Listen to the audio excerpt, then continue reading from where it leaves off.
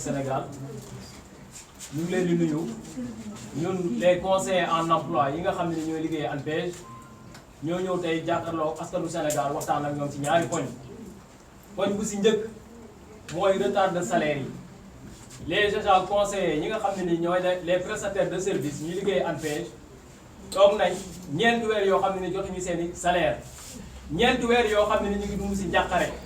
ñeenti weer yoo xam ne ni ñu ngi dund si ay tolof tolof parce que si salaire boobu noonu ñenn ñi ci la ñuy fayee seen scolarité doom ñenn ñi si la ñuy jàppalee seen i papa ak seen i yaay ñi nga xam ne ni ñoo yaakaar ci ñoom ñenn ñi dañ leen menacé d'expulsion par leur bailleur parce que toog nañ ay mois fay ñu seen location mu nekk jafe-jafe yu tar yoo xam ne ni ANPEJ ñi fay liggéeyee ñi nga xam ne ni toll nañ ci 100 conseillers ñu ngi koy dund mu nekk situation bu doy waar situation bu métti ñu ci interpellé directement le président de la République di si interpellé également le ministre de tutelle li nga xam ne ni mooy jafe-jafe retard de salaire yi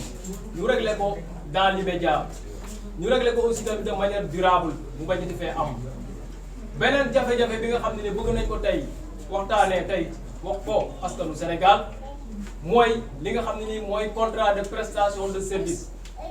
contrat de prestation de service yow nga nekk agent di liggéeyee fi nga xam ne ni yow yaa war a promouvoir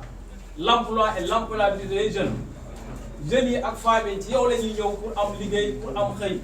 ñenn ñi ay porteurs de projet lañ pour am lu ñu mën a entreprendre yow mi nga xam ne yaay gérer mission boobu noonu mu nekk une mission très noble yow nga am une précarité de l'emploi amuloo caisse de sécurité sociale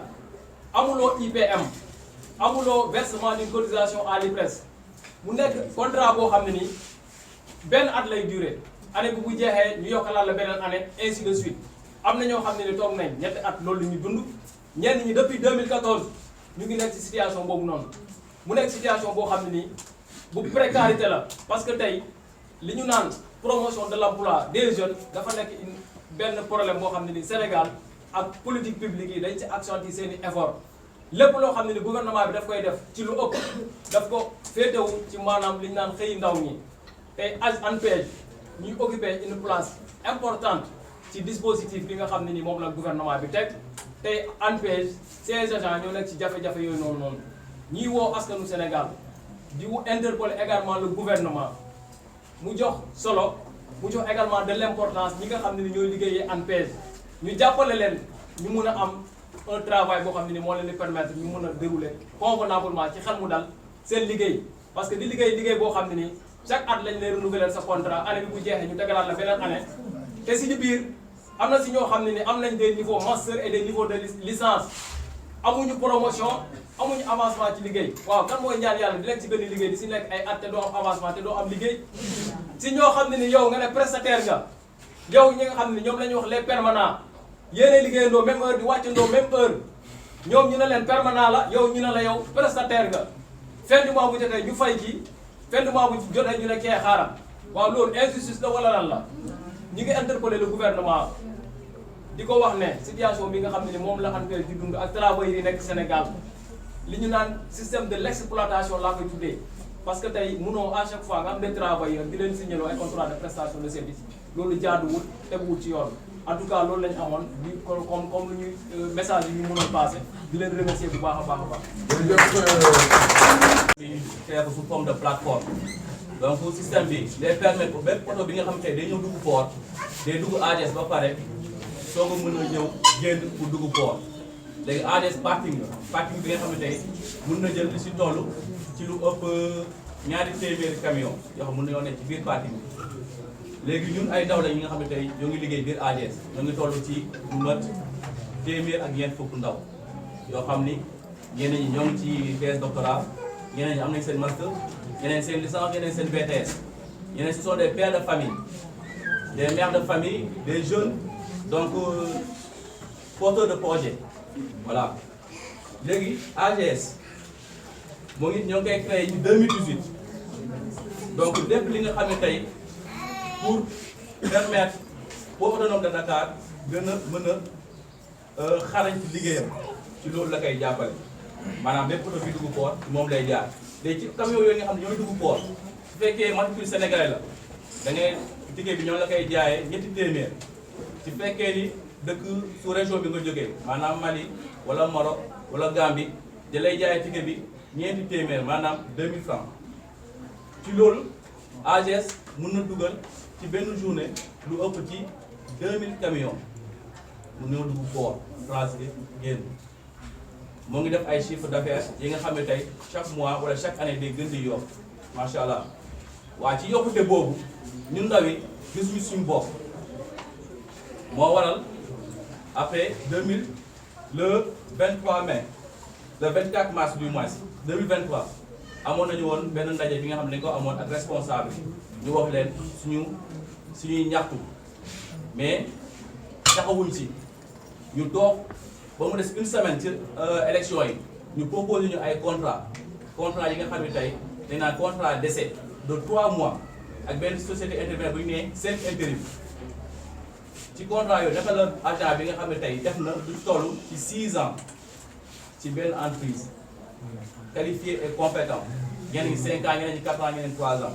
nga ñëw nga ne dañ koy signé contrat li nga xam contrat d'essai 3 mois ñu ne renouvelable une seule fois ñu ne déet ñu ne jour yi ngeen di liggéey dañ la koy yokkal ñu yokk suñu heure de travail suñu jour de travail ñu ne waa dee ñu propose ñu un salaire misérable bi nga xam ne tey 100 000 francs la ñu ne yow ndaw nga yaa ngi jóge ci sous région bi nga ñëw pour dans sa doole bi Ndakaaru su fekkee da ngay fay location du dundal sa bopp wala yor famille 100 000 francs lan la mën mënul dara ñun nag loolu bu ñu ko proposé ñun dañoo bañ ñu teg ñu ay jàllankoor ñu ne soit da ngeen di signé wala soit du leen mën a woo pour ngeen ñëw liggéey si parce que ñoo soxla nombre limité 50 agents lañu soxla woon ñoo xam ni tey ñoom la ñu war a signé ci lu toll ci 120 agents léegi ñun ñi nga xam ne bokkuñu si woon ñu ne nag ñoom lii duñ ko signé ñoo ne lii duñ ko signé léegi bi ñu ko signé wulee après ñu am yeneen jéego ñu doon dox ba ñëw ci son honorable député bi ñu ko gisee ñu wax ko suñuy doléance wax ko lu ñu métti mu ne dañu si jàppale lu mu ci mënee ñu dem ba ci ginnaaw ëllëg sa suñu yeneen moroom yi nga xam ne ñoo liggéey te ñun ñoo ànd ñoo gis ko ak ñun ñii ñenn ñi dañ leen envoyé message directement ñu ne leen ñuy ñëw xëy seeti dañoo arrêté seen liggéey loolu nag mu métti ñu lool te ñu koy ñaxtu su fekkee ne tey da ngay ñëw di ñaxtu la métti ñu ne noonu dañ leen ciy teg daal man dama naan dëkk bi xanaa amatul yoon loolu la ñu posé wu une question dëkk bi xanaa amatul yoon voilà léegi ci loolu ñoo ngi woo bépp représentant gouvernement bi nga xam ne tey war na cee teg loxo war na cee teg temps di commencer par le ministre du travail monsieur Yankoba Diémé son premier ministre le premier ministre monsieur Ousmane Sonko et son excellence le président monsieur Bassirou Diomaye Diakhar Faye ci slogan bu mu ne jub jubal ak jubanti su fekkee jub jubal ak jubanti ñu gis ne am na ay ndaw yi nga xam ne tey ñu ngi xëy di daan seen doole lu ko toll ci juróom-benn at ba léegi mënu ñoo am contrat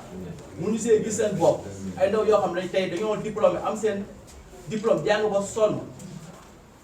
je pense que loolu dañ ko war a xoolaat war koo saytu te di leen fàttali ni tey entreprise boobu noonu defoon na fi chiffre d'affaires ci 2023 bi lu toll ci 300 millions yow soo defee chiffre d'affaires lu toll ci 300 millions te mënoo fay ndaw ñi nga xam ne tey ñoom ñoo tax yow nga def chiffre d'affaires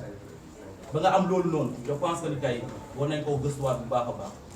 donc di mujjee di gërëmaat honorable député di ko remercier bu baax di remercier aussi presse bi voilà merci à vous. jërëjëf Amédée Djibril. D'abord, permettez-moi de vous présenter. Le nom c'est Ousseynou Malade Sène. Je suis assistant chargé de la surveillance à l'université numérique Cheikh Hamidou Kane, ex-UVS. Tout d'abord, nous tenons à préciser que depuis la création de l'université numérique Cheikh Hamidou Kane en 2013, des personnes ont été recrutées pour faire la surveillance avec le niveau de licence ou de master. Et aujourd'hui, quand on parle des prouesses de cette université, nous ne pouvons pas ne pas louer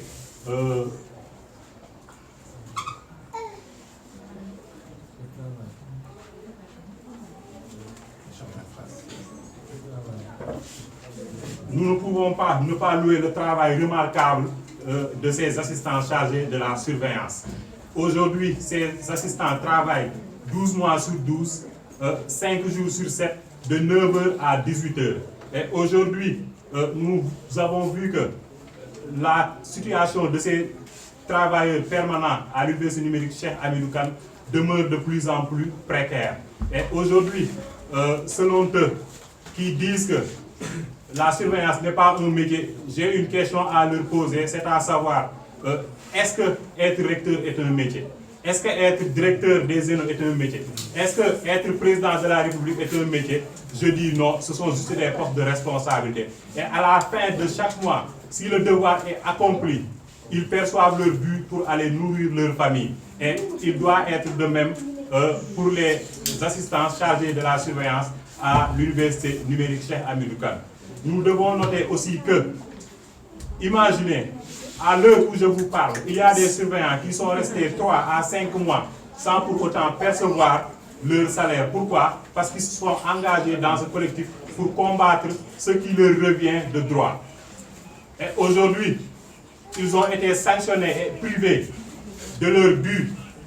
qu'ils appellent salaire, dont je n'aime même pas citer cette maudite somme qu'ils appellent salaire, juste pour peut-être intimider ou faire peur aux travailleurs. Aujourd'hui aussi, nous avons assisté à une familiarisation progressive de l'université numérique Cheikh Hamidou Kane. C'est-à-dire, on a nos camarades qui ont été recrutés directement au niveau de l'administration, sans aucune condition, sans appel d'offres, sans étude de dossier, avec le juste Yamaner. Ainsi, je dois rappeler que ce collectif, tout d'abord, regroupe 15 ENO et plus de 300 membres. Ainsi, nous demandons solennellement à cette administration la régularité et l'augmentation des salaires,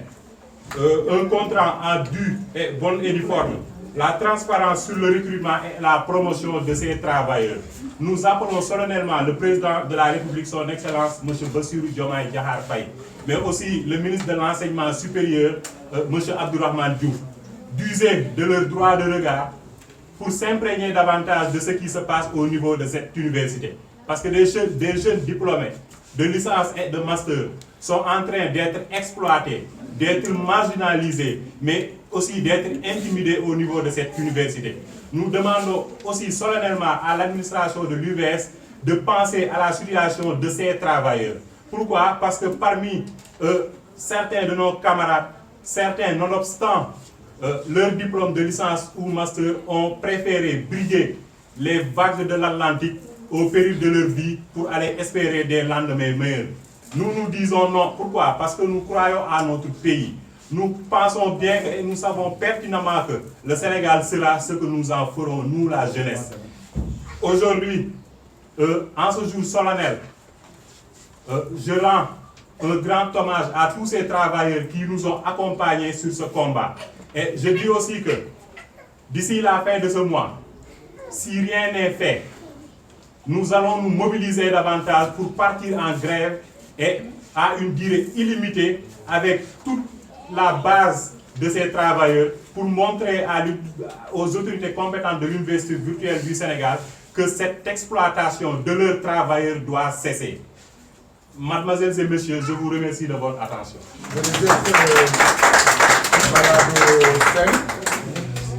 Malado Sen moo wax ci nasaraan ci turu